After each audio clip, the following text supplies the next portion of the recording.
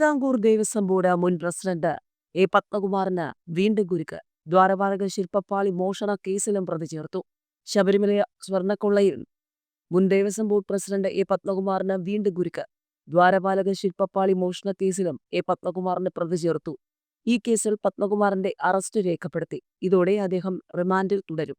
Remand കാലാവധി അവസാനിക്കാനിരിക്കെയാണ് പുതിയ കേസിൽ കൂടി പ്രതി ചേർത്തത്. പത്മകുമാറിന്റെ റിമാൻഡ് കാലാവധി കൊല്ലം വിജിലൻസ് കോടതി 14 ദിവസത്തേക്ക് കൂടി നീട്ടിയിട്ടുണ്ട്.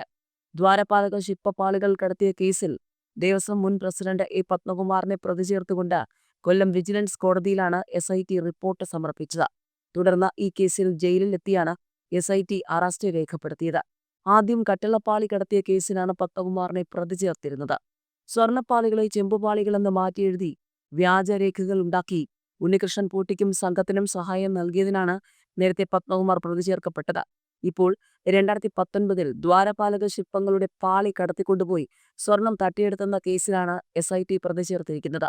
2 കേസുകളിലും പത്മകുമാറിന് പങ്കുണ്ട് എന്നാണ് SIT ആരോപിക്കുന്നത്.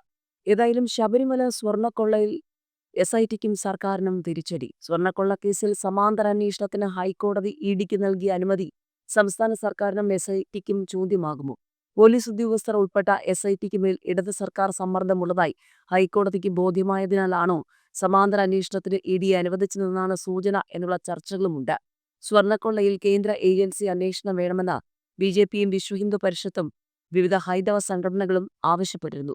ദേവസ്വം ബോർഡ് മുൻ പ്രസിഡന്റും മുതിർന്ന CPM നേതാവുമായ എ പത്മകുമാറിന്റെ അറസ്റ്റോടെ കേസ് അന്വേഷണത്തിലുണ്ടായ മെല്ലെപ്പോക്കും ഹൈക്കോടതിയുടെ അതൃപ്തിക്ക് കാരണമായെന്നും കരുതണം. ശബരിമലയിൽ നിന്നും അപഹരിച്ച സ്വർണത്തിന് വിശ്വാസമൂല്യവും പുരാവസ്തു മൂല്യവും ഉള്ളതിനാൽ കോടിക്കണക്കിന് രൂപയാണ് ലഭിക്കുക. വൻ സാമ്പത്തിക തട്ടിപ്പായിരുന്നു സ്വർണ്ണക്കടത്ത് സംഘത്തിന്റെ ലക്ഷ്യമെന്ന് മനസ്സിലാക്കിയാണ് ED മുൻകൂട്ടി അന്വേഷണത്തിന് തയ്യാറായത്. എന്നാൽ കേസുമായി ബന്ധപ്പെട്ട രേഖകൾ EDക്ക് കൈമാറാൻ ഹൈക്കോടതി അനുമതി വേണമെന്നായിരുന്നു റാന്നി കോടതി നിലപാട്. തടസ്സം നീങ്ങിയതോടെ SIT ശേഖരിച്ച രേഖകൾ കൈമാറാൻ ബാധ്യസ്ഥമാകും. കേസുമായി ബന്ധപ്പെട്ട് നേരത്തെ ക്രൈംബ്രാഞ്ച് രജിസ്റ്റർ ചെയ്ത കേസിലും കട്ടിളപ്പാളി കേസിലും ഉൾപ്പെടെ എല്ലാ പ്രതികളെയും പൂർണ്ണമായും ചോദ്യം ചെയ്തിട്ടില്ല. 2019 ദേവസ്വം ബോർഡ് അംഗങ്ങളായ ശങ്കർദാസ്, വിജയകുമാർ എന്നിവരെ ചോദ്യം ചെയ്യുന്നതിലും അലംഭാവമുണ്ടെന്നുള്ള ആക്ഷേപമുണ്ട്. ശങ്കർദാസിന്റെ അറസ്റ്റ് ഒഴിവാക്കാൻ മകനും തൃശൂർ DIGയുമായ ഹരിശങ്കർ SITക്ക് മേൽ സ്വാധീനം ചെലുത്തുന്നുവെന്ന പ്രചാരണവും ശക്തമായിരുന്നു. സർക്കാർ തലത്തിൽ നിർദ്ദേശം വന്നതിനാലാണ് പാളികൾ അഴിച്ച് ഉണ്ണികൃഷ്ണൻ പോറ്റി കൈവശം ചെന്നൈക്ക് കൊടുത്തുവിടാൻ താൻ അനുമതി നൽകിയതെന്ന എ പത്മകുമാറിന്റെ മൊഴിയും SITയെ വെട്ടിലാക്കി. മൊഴിയിൽ കൂടുതൽ അന്വേഷണം നടന്നില്ല. സർക്കാരാണ് സമ്മർദ്ദമാണ് ഇതിനെല്ലാം പിന്നിലെന്ന മാധ്യമ റിപ്പോർട്ടുകളും വന്നു. പാളികൾ സ്വർണം പൂശാൻ തന്നെ അനുവദിക്കണമെന്ന് കാട്ടി ഉണ്ണികൃഷ്ണൻ പോറ്റി ദേവസ്വം മന്ത്രിയായിരുന്ന കടകംപള്ളി സുരേന്ദ്രന് സമർപ്പിച്ച കത്തിനെപ്പറ്റിയും SIT അന്വേഷിച്ചില്ലെന്നും ആക്ഷേപമുണ്ട്.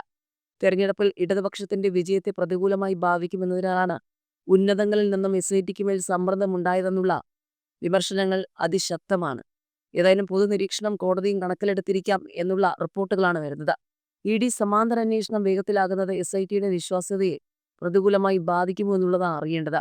അതിനാൽ മുഖരക്ഷയ്ക്കാനെങ്കിലും അന്വേഷണം വേഗത്തിലാക്കാൻ നിർബന്ധിതമായിരിക്കുകയാണ് SIT എന്നാണ് ഒരു വിഭാഗം മാധ്യമങ്ങളുടെ റിപ്പോർട്ട്.